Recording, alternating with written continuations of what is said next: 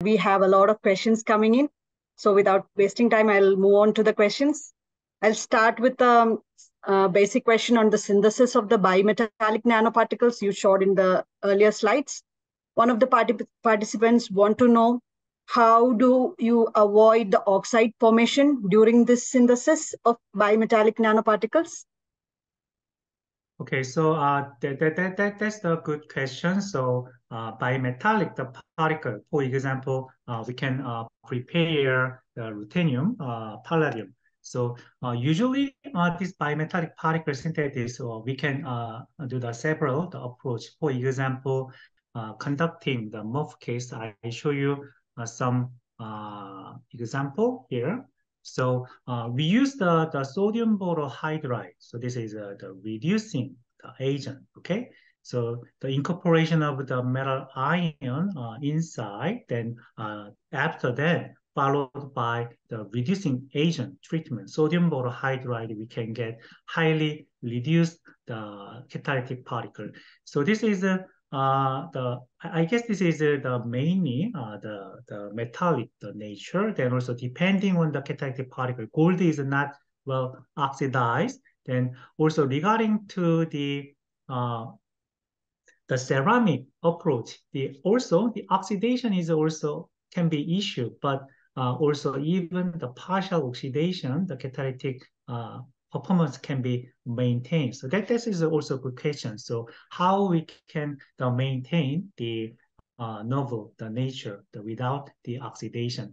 Then also by some sort of the combination catalytic particle composition, we can see some the oxidant, the resistance. So we can design, I think. Okay, thank you. So next question is about up to what extent has the interstitial compounds affected the nanoparticle synthesis? So you mean the interstitial compounds during the nanoparticle synthesis? Mm-hmm. So for the nanoparticle synthesis, we can use the for example, then I show you the two different approach, right? The first one is the Joule heating using carbon nanofiber.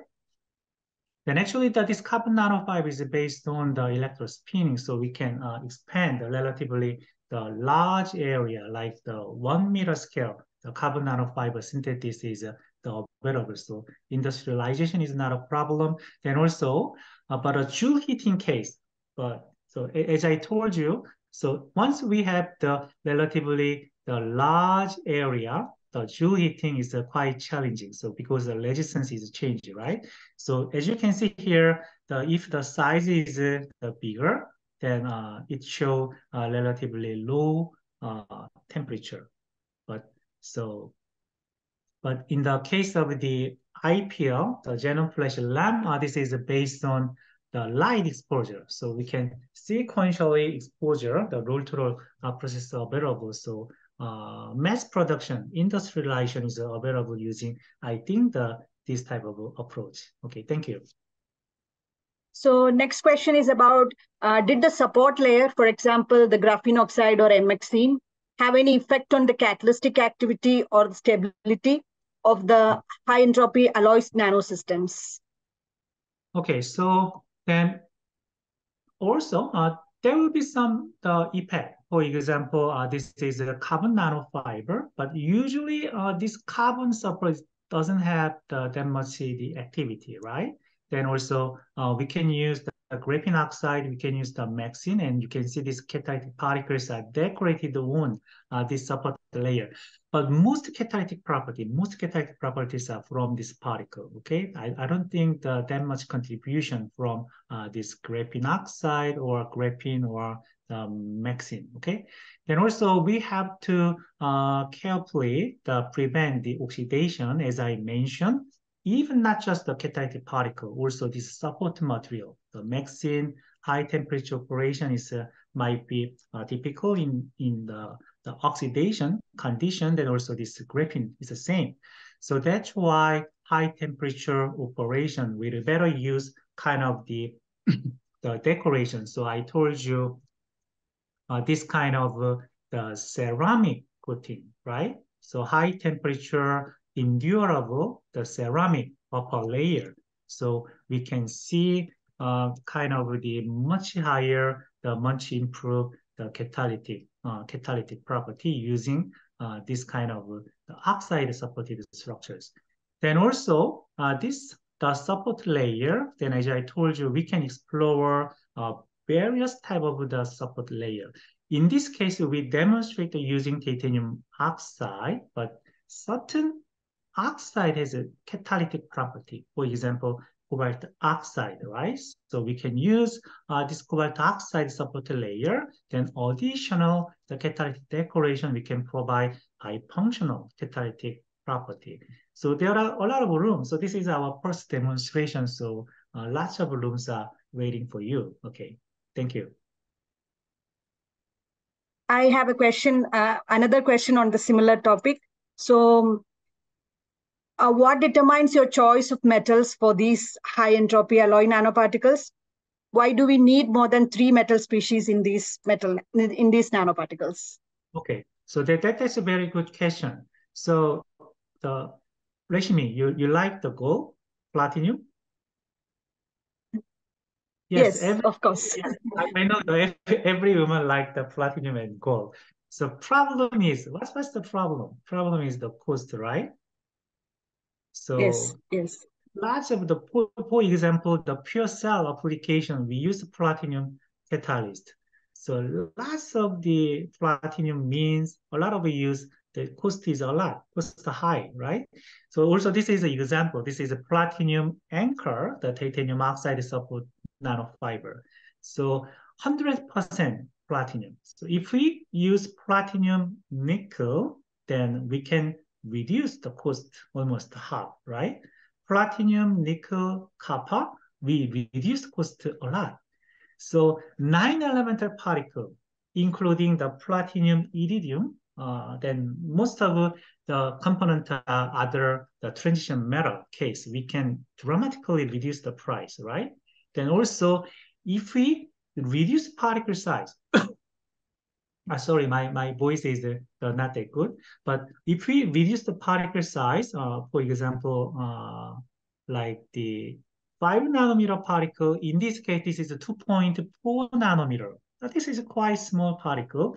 Then I told you, if we have the 1 nanometer particle, then more active site, small loading amount, we save time, we save the cost, then also we can increase active site. That's why many people are interested in just a single atom, right? Very cheap, very cheap. So, but how we can load a lot of single atom though within such a limited space, that's a issue, but this is the direction. So that's a really good question. Then high entropy alloy particle can give comparable the performance than much reduced amount of use the noble catalytic material. Okay, so that's a really important point. Yeah, thank you. Another question is the effect of temperature or heating time on the particle size distribution. Does it have an impact on the distribution of size? Yes. Heating time. So in the ceramic application, I told you the temperature heating is very important. So also, if we increase this xenon flash lamp, the duration time, long duration particle will be aggregated, right? Agglomerated. This is always, right? So they want to reduce the energy. So then also, but it's really difficult to control the furnace annealing, the heating time duration, right? So we have to increase like the 600 degrees C, the lamping rate, slowly lamping, and duration and cooling. So that's why this type of the IPL or the Joule heating, carbon thermal shock synthesis, because this is based on just a millisecond level, 0.02 second temperature increase up to 1,700 degrees C. This is amazing, right? So without much damage on the support material. So we can explore various substrate, various different type of the material for the broad range of the nano catalyst design. Okay, thank you. We have a question about the nanofibers. are these nanofibers interwoven, or if not, are they interwoven nanofibers? That is one question from one of the participants. Okay, so nanofiber is the most nanofiber is, as I told you, is randomly entangled, right? So as you can see, these fibers are, for example, this one. So these fibers are ejected from the bottom to the top, right? So they are whipping. So they eventually collected on randomly entangled. So pore size and pore distributions are totally different. Once we can align these fibers, for example, as you can see in this slide, so so we can uniaxially align these fibers, then 90-degree rotation of the substrate, we can get the cross-aligned nanofibers. For example, looks like this, right? The grid shape nanofiber. So this is a kind of the woven structures. Of course, this is not 100%, but we can control pore size and pore distribution. This is really important. For example, virus filtration. Uniform pore size, we can effectively filter this virus and bacterial material for the gas separation, okay? And the ion transport, the separator application, I think that this type of the partially woven, cross-aligned fibers can have great potential for the broad application. Okay, thank you.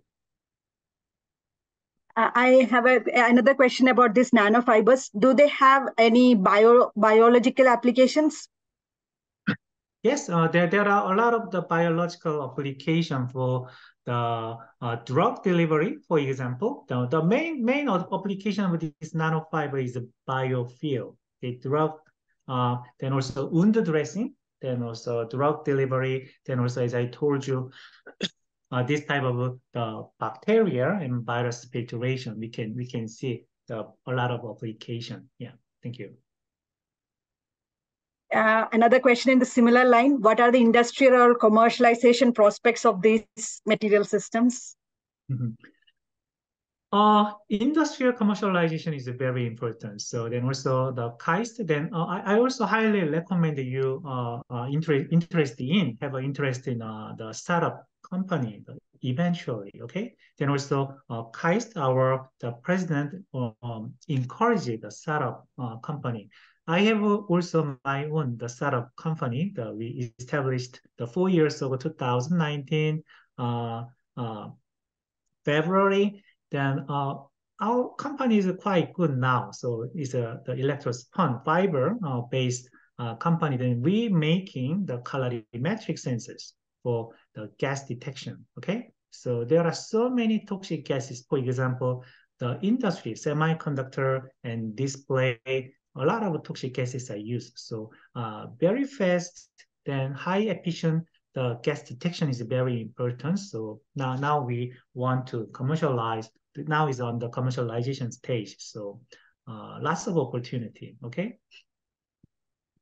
Thank you, Professor Kim. There are lots of questions more coming in, but in the interest of time, I probably will stop here. Thank you so much for answering all our questions and the interesting session. Over to Aparna. Okay, so thank you very much for your opportunity and joining this ACS Science Talk. Then I also thanks for the Rashmi, the moderator role. Then also I hugely appreciate the India, the ACS team. Thank you very much. Okay, have a great weekend. So this brings us to the end of today's session. Thank you so much, Professor Kim, for being so patient and answering all the questions. We hope that all the audience enjoyed this broadcast. We invite you to view the edited recordings from the past events in the ACS Science Talks library.